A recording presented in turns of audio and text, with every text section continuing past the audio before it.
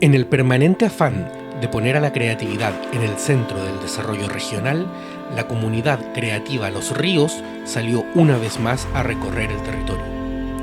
En esta ocasión, nos fuimos a lugares emblemáticos, donde instalamos mesas de conversación en que se reunieron personas de diferentes ámbitos.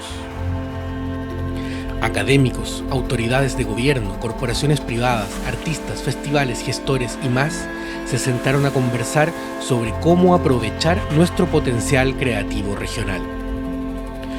Sostuvimos conversaciones sobre ruralidad, economía circular, polinización cruzada y el cruce entre arte, ciencia y tecnología. Valdivia, Panguipulli y Maihue fueron los lugares elegidos para estos 4 primeros episodios de Café Territorio, una iniciativa de la comunidad creativa Los Ríos.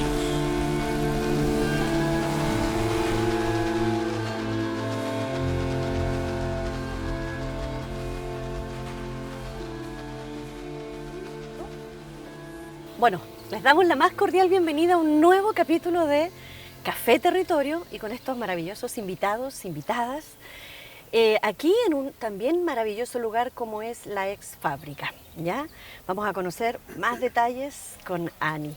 Bueno, agradecemos que nos acompañen a esta conversación que queremos de alguna manera promover para poner a la creatividad en el centro del desarrollo regional, territorial, económico. ¿Por qué no mover, como les decía yo, la matriz productiva y poniendo la creatividad en el centro? Y para eso estamos convencidas y convencidos que el sector creativo, que tiene un tremendo potencial en esta región, tiene que hacer cruce con otros mundos, ¿ya? Y para eso, obviamente que la conversación es vital. Bueno, agradecemos que nos acompañe María José Besoaín, arquitecta, impulsora, cofundadora de LABBA y también en estos momentos impulsora del Encuentro Latinoamericano de Biodiseño y Biomateriales Biopoliméricas. Bienvenida, María José. Muchas gracias por la invitación. Querida Ani Ramírez, de la Corporación Cultural Ex Fábrica de Barrios Bajos, activista, gestora cultural, magíster también en desarrollo a escala humana y economía ecológica, y también, algo bien importante, co-creadora y gestora del Banco del Tiempo Intercambio de Valdivia. Y dueña de casa, ¿no? Y Cristóbal Lamarca, de Activa Valdivia, arquitecto también, Activa Valdivia, que es una instancia de convergencia de ideas e iniciativas de propuestas de desarrollo sustentable de la ciudad de Valdivia para construir una ciudad activa desde sus principales atributos y potencialidades. Ya ahí tenemos una sintonía total. Y gracias también al Ceremi de Medio Ambiente, Alberto Tacón, comprometido con los objetivos de desarrollo sostenible, biólogo ambiental y magíster en desarrollo rural. Hoy agradecerle su tiempo, bueno, y agradecer también este hermoso sol que nos acompaña aquí. Y también, por supuesto, a Suculenta, que ya nos regaloneó antes de este café. Bueno, sin más, partamos la conversación con una pregunta, claro, que es un poco obvia, porque el tema de este Café Territorio es el cruce entre arte, cultura y la economía circular.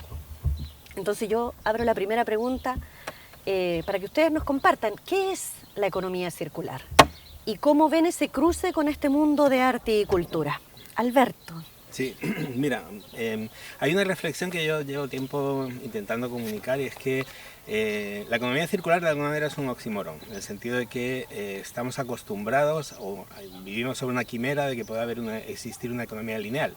Vivimos en un planeta finito, un planeta que es un circuito cerrado, que recibe energía del sol, pero donde los materiales circulan, ¿ya? Nos hemos creado esta quimera de que podemos tener una economía lineal en un planeta que es un circuito cerrado. Es decir, pensamos que escondiendo los residuos, escondiendo la basura debajo de la tierra desaparecen. No, los residuos quedan debajo de la tierra y generan una serie de procesos que a su vez contaminan. Pensamos que emitir los gases a la atmósfera se disipan y desaparecen. No. Los gases se mantienen en la atmósfera, interaccionan y pueden generar fenómenos como el que estamos viviendo del cambio climático. O sea, finalmente la economía lineal es una quimera que desde las sociedades hemos construido, pero que básicamente entra en conflicto con la dinámica propia del planeta y del ecosistema, y tenemos que aceptar que vivimos en una economía circular, los residuos son parte, digamos, de nuestra producción. La manera, cómo los usamos o cómo los valorizamos o cómo los recuperamos es tarea nuestra, pero en el fondo ese residuo no desaparece en el momento que uno lo bota. No sé si es como la economía circular recupera un poco la idea de que los residuos también son recursos que se pueden utilizar y se pueden ocupar. Qué interesante eso de la conciencia de esa quimera, ¿no? Y de lo finito que es el entorno en el que estamos. María José, desde LAVA, desde Biopolimérica, ¿qué es economía circular? También tomando parte de lo que comentaba, para nosotros es muy relevante el tema de mantener los materiales o la materia prima o desde los residuos transformarlos en recursos para que sigan generando nuevas opciones materiales, pensando en que exista ese flujo y que la materia pueda mantenerse en ese flujo lo más posible antes de entrar en un proceso de descomposición. Desde el Biopolimérica, desde el evento que estamos levantando, un poco es poder reconocer también todas esas agrupaciones que están actualmente trabajando en tratar de generar economías circulares en torno a residuos que vuelven a darles un nuevo propósito a través de ya sea objetos de diseño, ya sea también aplicaciones industriales que puedan servir en otros ámbitos también. Pero también desde ahí nosotros tenemos una posición bastante crítica con respecto a qué es lo que puede ser reincorporado y reutilizado, porque también se utiliza mucho la economía circular como parte de un lavado de imagen también de muchas empresas. Entonces, desde ahí también hay un proceso como de crítica o de búsqueda de generar materialidades o generar abundancias que también puedan ser aprovechables para el medio ambiente y que sirvan también a los ecosistemas que nos rodean. Perfecto. Qué interesante lo que planteas tú, de residuos a recursos, y ese concepto que te he escuchado varias veces, abundancias, ¿no? Que vamos a seguir profundizando en eso. Cristóbal, y para Activa Valdivia. Desde el punto de vista de nosotros, bueno, yo creo que la manera más fácil de hacerse como una imagen de la economía circular es cuando uno, antes de reciclar, reusa algún otro elemento, una botella que después sirvió para guardar algún otro producto y no tener que botarla. Colgándome de que el pensamiento lineal ya es como incluso antiguo, yo creo.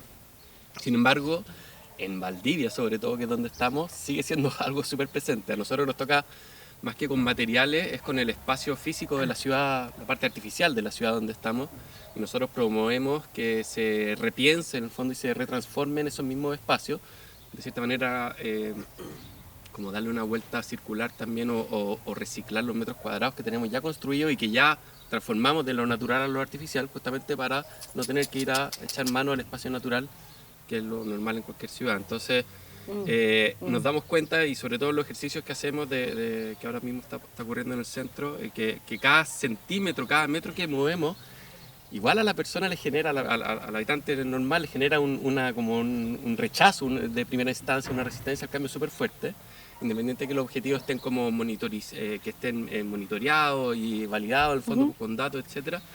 Entonces yo creo que ahí, no sé si el arte y la cultura, pero también la creatividad en general, que atraviesa todas las otras disciplinas en el fondo, sí tiene un rol súper importante en poder, como ojalá, acelerar ese proceso cultural de transformar espacios en el fondo con visiones de reducción de huella de carbono y también bienestar personal, incluso estéticos de la ciudad, y obviamente eso también va acompañado de que después también los comercios locales tengan mejores ventas en el fondo. Entonces ese es como lo que nos mueve en el fondo, pero sí nos damos cuenta también de un montón de barreras que yo creo que la creatividad es la que puede ayudarnos a romperlas más rápido.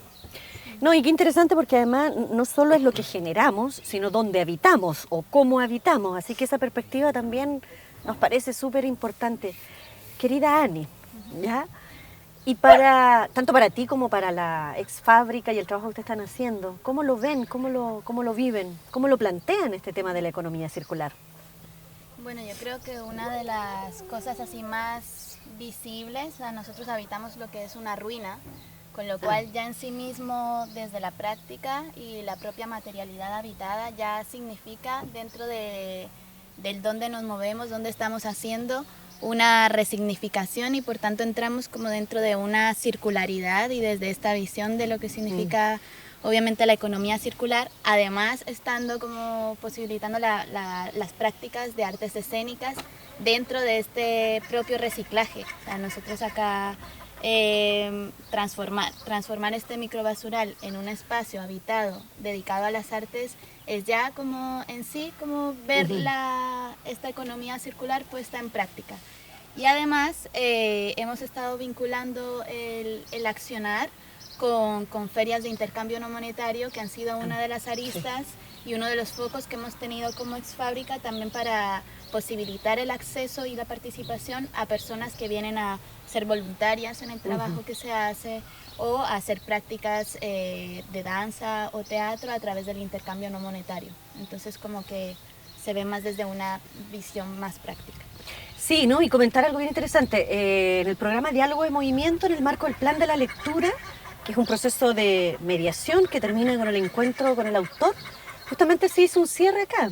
La obra mediada era Ruinas, de un escritor regional, y el cierre y el encuentro con el autor se hizo acá. Y fue súper interesante, como dices tú, esa resignificación del espacio. Así que damos fe de lo que tú planteas. Ayer eran unos chicos del Instituto Gracia y Paz, así que ahora visualicemos, teniendo más claridad desde las perspectivas y desde las iniciativas de ustedes, ese cruce, esa sinergia, esas tal vez experiencias concretas de cruce y de colaboración entre economía circular y el mundo del arte y la cultura, ese sector creativo.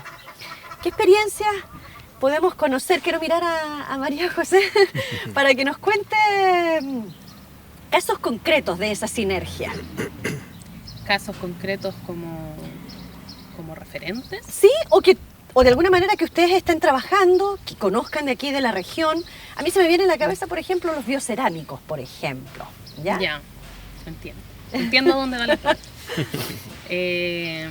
Claro, bueno, existen varias iniciativas ahora en Chile que están también trabajando con esa reintegración de residuos a una matriz productiva de materiales. Hay harto foco en el trabajo con hongos. Hongos que funcionan como aglomerantes para materias primas de residuos lignocelulósicos. Y también hay una corriente también hay otra línea de trabajo que es reincorporar residuos, ya sea alimentarios, residuos de por ejemplo, de lo que nosotros utilizamos día a día, o también residuos industriales que puedan ser susceptibles a ser reutilizados, aglomerados con otras materias primas que son materias primas biobasadas. O sea, por ejemplo, utilizar algas, por ejemplo, como un material que es de alta como renovación, para poder aglomerar estos otros materiales o estos otros recursos o residuos que tienen esa susceptibilidad de ser aglomerados. Y en esa línea nosotros estamos trabajando específicamente en un material que son los biocerámicos, en donde podemos reincorporar tanto residuos cálcicos del mar, como por ejemplo conchas de moluscos de la mitilicultura, o también aglomerar residuos cálcicos de la industria de los huevos, y en este caso trabajamos principalmente con los residuos que se generan en restaurantes. Entonces, para poder ahí reincorporarlos de una manera también más sencilla, porque se genera más masa de materia prima. Y con eso hemos estado desarrollando materiales biocerámicos que la idea un poco es que puedan entrar en una cadena de materiales sin el impacto quizás que tienen las mismas materias cerámicas con el tema del fuego y de la cantidad de calor que se requiere para poder conformar el material. Igual, a mí me cuesta de repente hacer esas comparaciones porque en realidad por más que nosotros los llamamos biocerámicos, no son materiales propiamente cerámicos, entonces no les podemos pedir las mismas cosas que la cerámica. Sí. Pero también ahí está lo interesante de estas nuevas materialidades, que uno tiene que poder encontrar el nicho en donde se insertan, y ese es parte del proceso que estamos llevando a cabo como desde las experimentaciones. Y también los nuevos lenguajes también asociados en el fondo. Pero sí me parece interesante, nos contaba en otro de los programas de una línea también de diseño que ustedes tienen, por ejemplo a nivel de cartera y otras cosas. A ver, cuéntanos un poquito. Trabajamos también con la fermentación de materias primas que permitan también generar por ejemplo, en caso celulosa bacteriana, y con esa celulosa bacteriana que van generando las mismas bacterias, poder generar elementos o objetos de diseño desde chaquetas de cuero, como un biocuero. De nuevo, uso el lenguaje porque quiero como hacer la similitud, pero igual son materiales distintos. Entonces, sin duda. Para que no también se entienda como que es compleja ahí el tema lenguaje, pero claro, es más fácil explicarlo de esa manera. Pero claro, hacer como sustitutos o alternativas más bien, no sustitutos, alternativas al cuero animal, pero provenientes desde las bacterias. Sí. Y donde, como dices tú, el diseño, que es de este mundo creativo, se está cruzando con la economía circular. Y con otras disciplinas biológicas. Súper. Qué interesante, porque lo que queremos en esta conversación es justamente conocer esos casos, ¿no? Esas experiencias concretas que pueden ser consolidadas, emergentes, pero que nos ayuden a visualizar estas sinergias y estos cruces. ¿Quién más se anima a contar algo? A ver. Yo quería usar la pregunta, basta que se me olvide. Me estaba pensando. Bueno, igual tengo que decirlo, pero de las 7 como artes de la humanidad, la arquitectura es una de ellas, por lo tanto igual considero, si bien es súper técnico el trabajo, tiene siempre ese dejo de arte, en el fondo. No dejo, es esencia, en el fondo. Sí. Nosotros tenemos como súper claro de que en la medida en que uno ocupe la representación gráfica, sobre todo visual, puede ser en movimiento estática, que permita proyectar visualizaciones futuras, en el fondo, pueden empezar a tener la conversación de lo que hablaba un poco antes de este cambio cultural o ser resistente al cambio, verlo antes de vivirlo, en el fondo. Así como antiguamente las películas, no sé, de Kubrick tenían estas tablets mientras almorzaban, hoy en día ya están todos con las tablets, en ese minuto probablemente eran de cartón, pero ahora ya funcionan. Entonces nosotros lo que hemos hecho es agarrar principalmente la información más realista del futuro, que en verdad en el futuro no hay nada real excepto, a mi juicio, las proyecciones climáticas, que eso sí está bastante validado científicamente. Entonces, con esa información lo que hemos hecho es agarrar imágenes de Valdivia, hicimos unos vuelos en una avioneta, y empezamos a graficar cómo se vería Valdivia en 50 y en 100 años, con información de un montón de gente, en el fondo, con redes internacionales que hemos trabajado, y también con los cambios climáticos de mayor sequedad, en el fondo, menos disponibilidad de agua constante, por otro lado aumento del nivel del mar, en el fondo, cómo estos barrios pueden ir cambiando y qué tenemos que hacer como infraestructura, que sabemos que es lenta y que es tramitada y que es cara, empezar ahora para no solamente responder a las necesidades que tenemos hoy en día, sino que también a las que vamos a tener en el futuro. Por lo menos desde el punto de vista del clima sí las sabemos. Hay otras que no las sabemos, pero esas sí las podemos tener como con certeza. Y eso también nos ha pasado, y en casos más concretos, más bajados a la realidad, también con la creatividad y hablando del reciclaje también o el reuso. No sé, un par de ejemplos, este año reusamos en el fondo un muelle que estaba en la costanera, que estaba vacío, y se creó el espacio fluvial, que es un espacio que estaba destinado para un restaurante, pero que hoy en día es un espacio de cowork, que muestra permanente, actividades, charlas, etc. Y eso le vuelve a dar una vida al lugar, también lo protege de cosas como, qué sé yo, la delincuencia en el fondo, o el vandalismo. Y otro ejemplo es que también nos hemos dado cuenta que muchos de los proyectos urbanos que ocurren en la ciudad a veces terminan con restos de mobiliario, maceteros, bancas, señalética, etc. Y hay un lugar donde se almacenan esas cosas acá en Valdivia, sector de Guacamayo, y en el proyecto que estamos involucrando en el centro ahora, lo conversamos entre todos, entre el municipio y nosotros también, de poder usar y rescatar esos elementos en vez de tener que ir a comprar otra banca en el fondo, echarle una manito gato y usar esos materiales que ya están ahí en el fondo y que en la medida que uno no los usa, lo único que hacen es degradarse. Entonces, la visualización del futuro yo creo que una de las cosas más ricas que nos puede servir para justificar también proyectos de transformación del espacio. Sí, no, sin duda. Y también más temible, porque esa conciencia de la realidad, bueno, ojalá que nos movilice, ¿no? Sin duda. Qué interesante, la perspectiva de futuro, ¿no? De ese real cierto, de ese futuro cierto. Sí, pero ¿sabes qué, Alberto, dale. Yo creo que siempre nos pasa que nos proyectamos hacia el futuro y muchas veces nos miramos hacia atrás. Yo creo que para proyectarse hacia el futuro uno tiene que mirar también hacia el pasado. Súper. Cómo vivían en este territorio las personas antes de este boom energético, digamos, de poder disponer de una energía prácticamente ilimitada, poder transportar materiales de larga distancia, poder producir cosas en China y que lleguen acá. Y en el fondo fondo esa mirada hacia atrás nos abre muchas puertas también y Barrios Bajos en particular yo creo que de alguna manera refleja muy bien esta transición entre las formas antiguas de hacer las cosas. Hoy día en Barrios Bajos tenemos, no sé, pues don Edmundo Ili, que vive un poquito más para allá, que repara todo tipo de artefactos. Tú le llevas una lavadora, un tostador de pan, cualquier cosa y te lo recuperas. Y realmente, y don Edmundo Ili es de los últimos maestros que es capaz de desarmar una máquina, ver qué le pasa y reparártela, ¿ya? Y eso yo creo que apunta mucho al futuro. O sea, estamos viéndolo como algo del pasado, pero en realidad apunta mucho al futuro. Ese tipo de soluciones son clave. Está, no sé, acá Danilo, que tiene el taller de bicicletas, y Danilo lo mismo, pesca 2, 3 bicicletas, ve lo que le puede servir de una a la otra y te arma con mucha creatividad una bicicleta a su pinta, ¿ya? Yo creo que esa solución, esa creatividad popular es fundamental, ¿ya? Y yo aquí quiero sacar las señoras de acá de Barrios Bajos, que tienen jardines maravillosos, que ellas reciclan los restos orgánicos en sus casas, hacen tierra de hoja.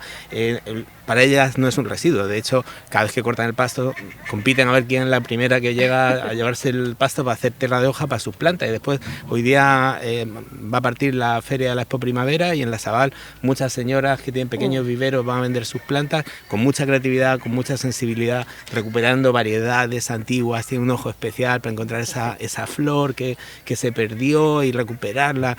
Y yo creo que esas son dinámicas que siempre han estado, que se han invisibilizado, que hoy día no son, digamos, tan cool, pero que yo creo que son la base de mucho de lo que vamos a tener que ir reconstruyendo, recuperando para enfrentar un poco la situación que estamos viviendo. No, y además que tú planteas con eso que la creatividad no es algo nuevo, sino es una práctica cultural permanente que ha estado siempre, que en el fondo simplemente hay que poner en valor. Y más aún con oficios tradicionales, o sea, la creatividad como una práctica habitual, ¿no? Que nos hace humanos. Qué interesante, necesitamos esos datos, sin duda, ¿no? Sí. Querida Ani.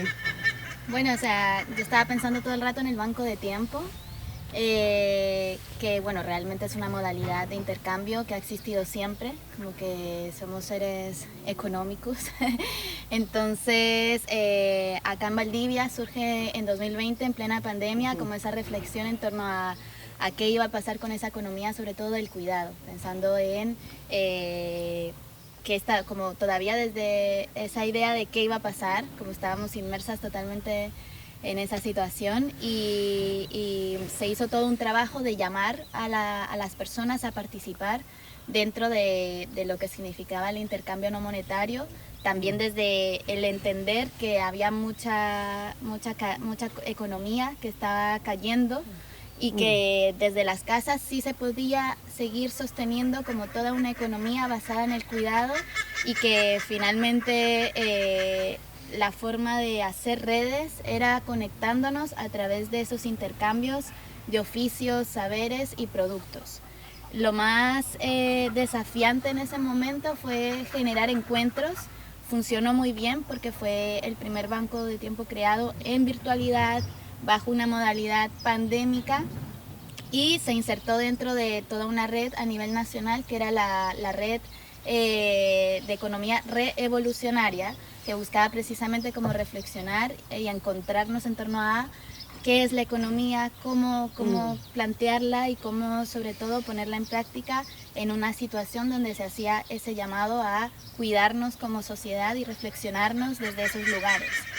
Entonces, en plena pandemia llegamos a alcanzar 90 participantes activos, intercambiando, o sea, yo en pandemia conseguí una lámpara, intercambié semillas, entonces como que fue también interesante ver cómo el miedo se rompía a través de esa generación de intercambios no monetarios.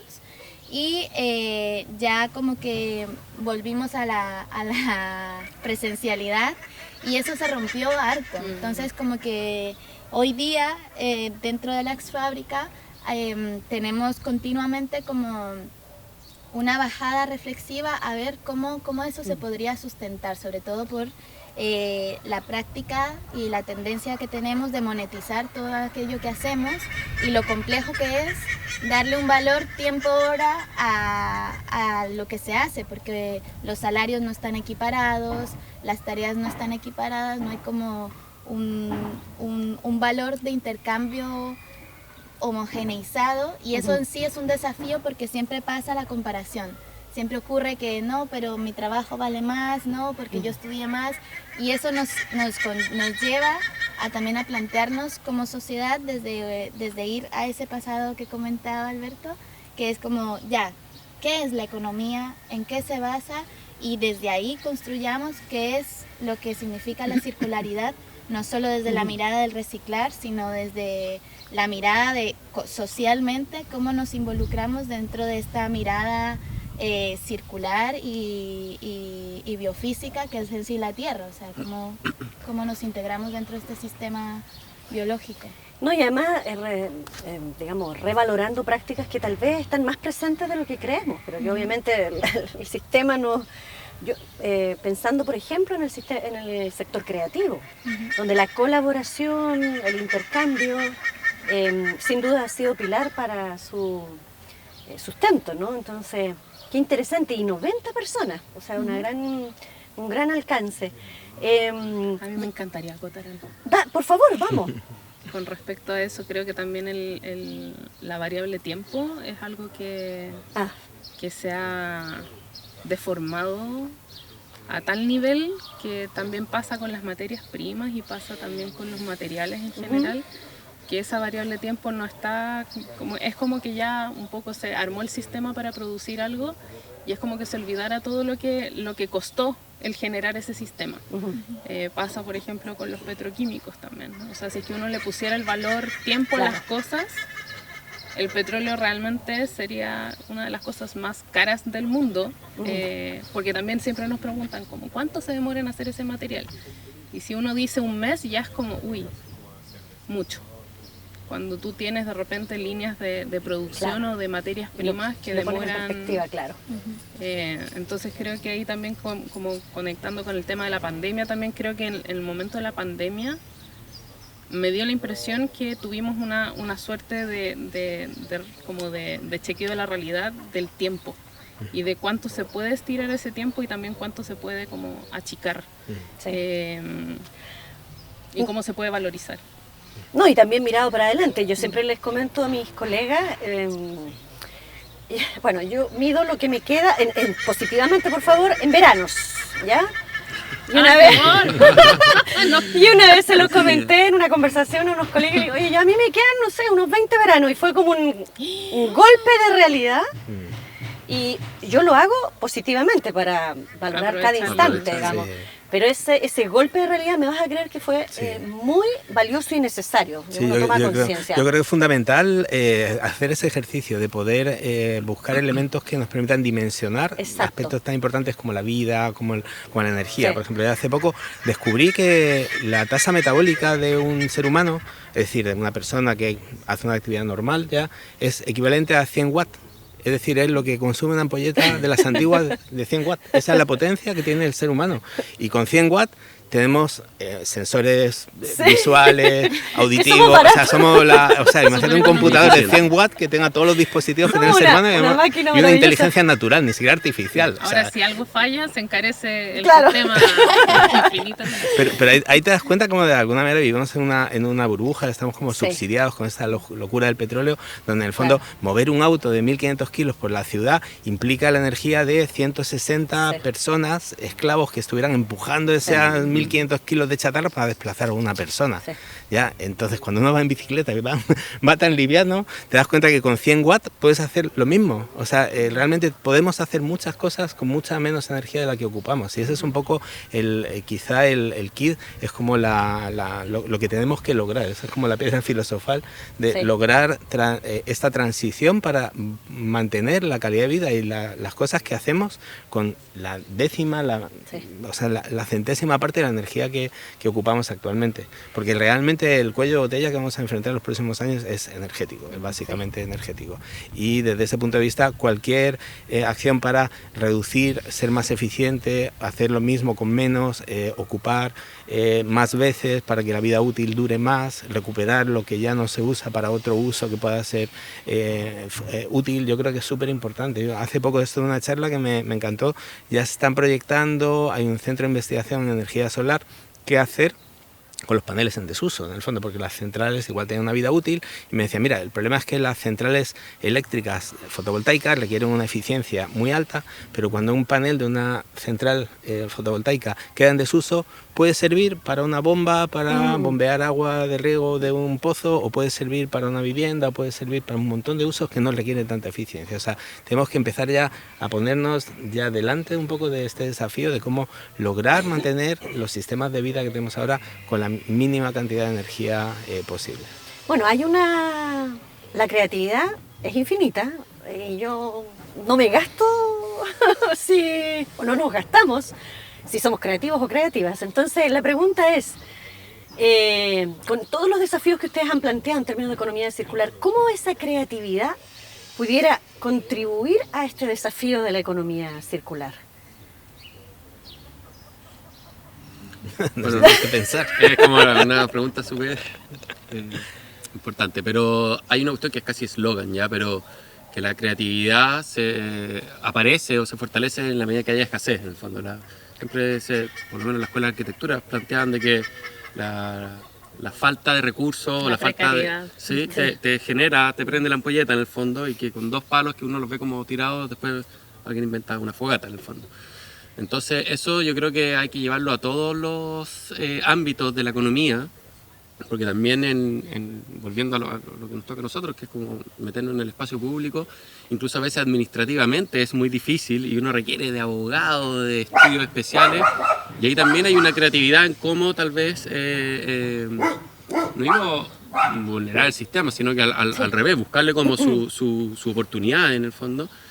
Y lo veo que eso puede pasar en distintos ámbitos, en el fondo, en la medida, no digo que tengamos que tener escasez para ser más creativos, pero siendo realistas, Latinoamérica en general son territorios con más escasez que otros.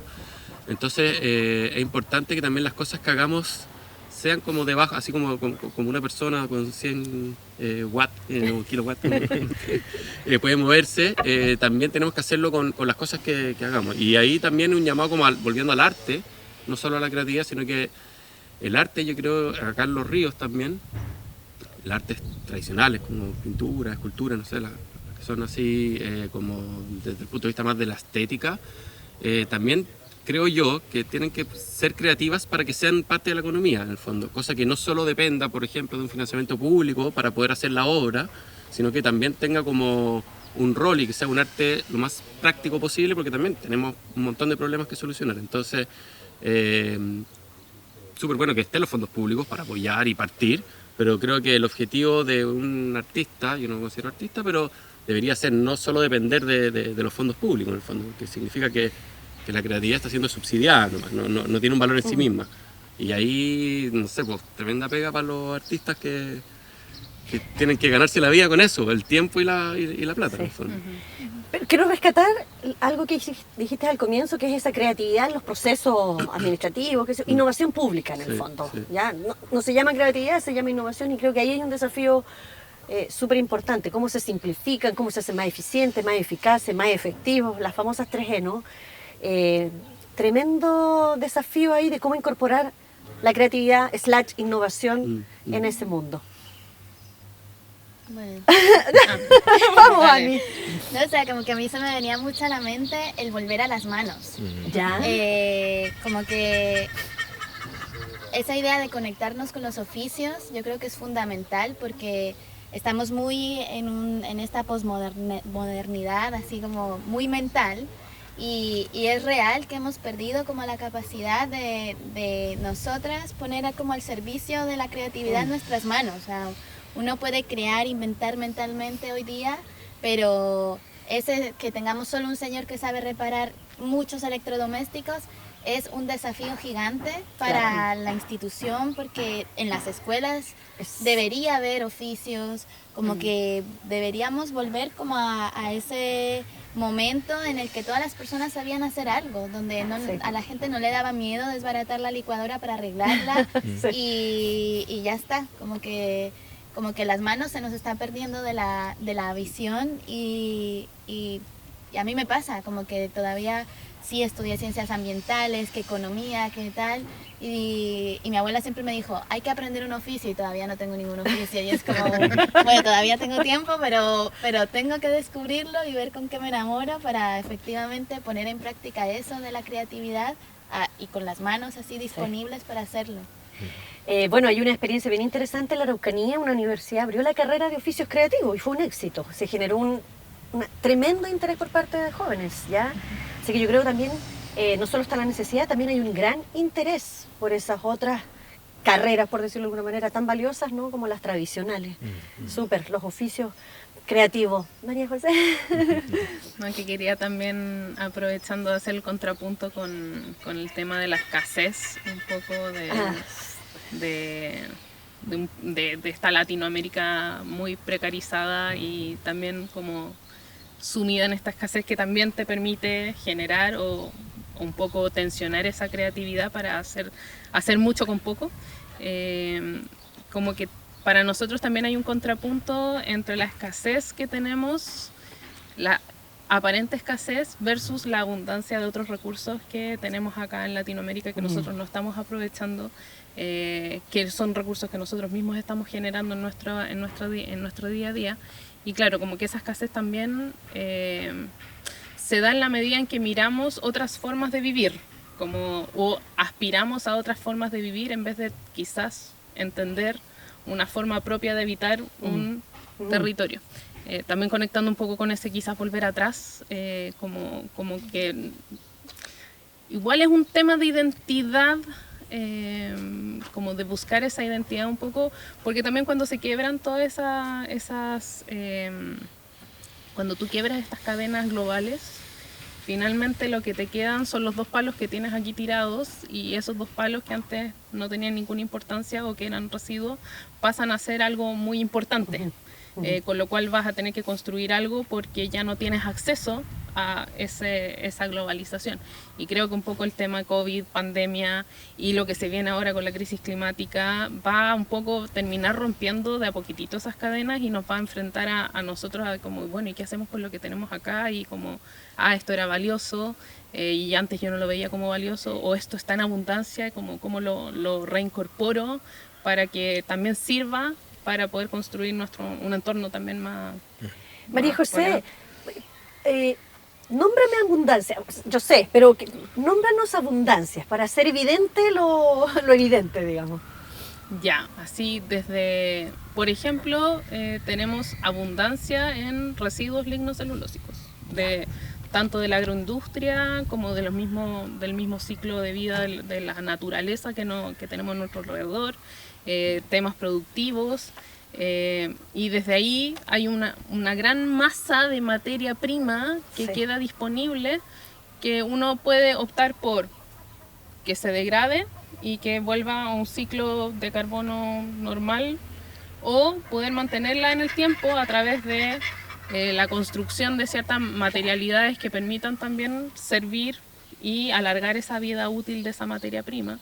Tenemos abundancia de carbonato de calcio, gracias también a los mismos, como a las mismas producciones desde la mitilicultura.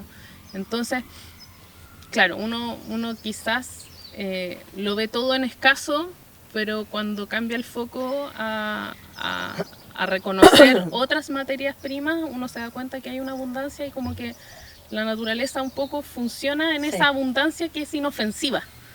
Como que termina siendo inofensiva y termina como reintegrándose de alguna manera a su ciclo y cerrándose, como decía. Yo quería, ¿puedo complementar? Claro. Porque algo que yo veo muy abundante acá es el agua, y un ejemplo de cómo en una iniciativa lo usamos, estas plazas que están detenidas ahí en el centro, las famosas. En un minuto nos dimos cuenta que la peatonalidad desapareció en el fondo, entonces propusimos como armar estas pasadas temporales por mientras, con estos bloques de plástico que están ahí.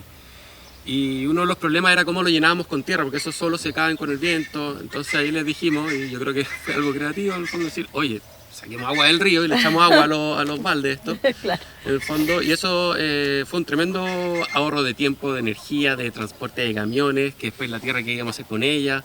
las querían atornillar, en el fondo había un montón y ahí el agua no sirvió, entonces fueron al río, sacaron una manguera y llenaron todo esto.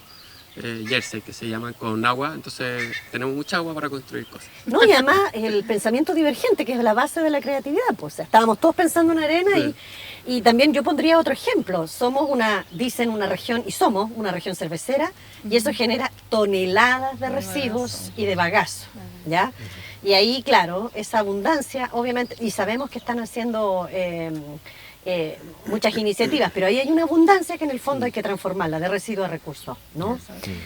Alberto, Sí. ¿cómo la creatividad aporta este desafío? A mí me gusta mucho todo lo que está ocurriendo en torno al mundo textil. Ya ahora el Ministerio de Medio Ambiente está abordando muy fuerte el tema de la economía circular en el textil y uno lo vive también, como esa abundancia, sobreabundancia de ropa, uno abre el armario y un montón de cosas que te pusiste una vez y ahí quedó y un poco la creatividad de muchas chicas, muchos chicos que se meten al armario, empiezan a sacar cosas, ya empiezan a armar, digamos, todo un estilo, digamos, en base a ropa. De hecho, en Valdivia, yo creo que la mayor parte de la gente joven hoy día compra en la ropa americana más que digamos, en el mall o en tiendas convencionales. Y también yo tengo la imagen así como del nieto o la nieta que se mete al armario y saca la máquina de coser de la abuela, ojalá de pedal, ya, y se pone a crear ahí y ya vende su lencería o ropa de diseño en ferias, en mercados, digamos, artesanales, y que tienen, o sea, es una explosión creativa gigante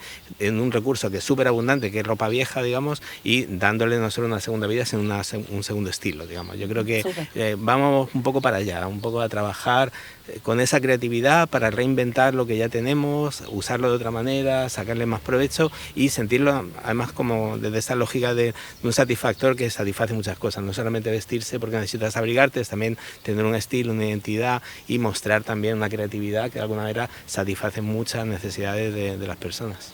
Sin duda. Bueno, agradecerle, estamos ya cerrando la conversación. Agradecerle las visiones, las experiencias, sin duda es lo que buscamos, ¿no? Este cruce de mundos, ¿ya? Suena galáctico, pero es así, este cruce de mundos, ¿no? Y al mismo tiempo, junto con felicitar las iniciativas de cada uno, también un especial respaldo a la Corporación Exfábrica. Sabemos que tienen varios desafíos, pero por lo mismo quisimos hacer este programa acá, ¿ya? Porque sabemos que están haciendo un tremendo trabajo y la idea era, con este pequeño programa, que esperemos circule por todo Chile y el mundo, ¿ya? Por todos los territorios creativos, sea un tremendo apoyo al valioso trabajo que ustedes están haciendo. Así que, sin más, agradecerles su tiempo. Y para cerrar, vamos a hacer algo muy tradicional. ¿Con qué palabras se quedan después de esta conversación? Circularidad. Bien, ya. La tomé primero. ¿Qué más, Ani? Límites planetarios. Límites planetarios. Explosión creativa. Explosión creativa, ya, bien. Yo voy a hablar del futuro, me voy para atrás y voy a dejarme con el vernáculo. Ok. Oye, muchas gracias. Espero hayan disfrutado este programa de Café Territorio aquí en Exfábrica. Agradecemos a la Suculenta también, que nos ha acompañado y regaloneado. Y bueno, los invitamos a ver Café Territorio, por los ríos, un territorio creativo.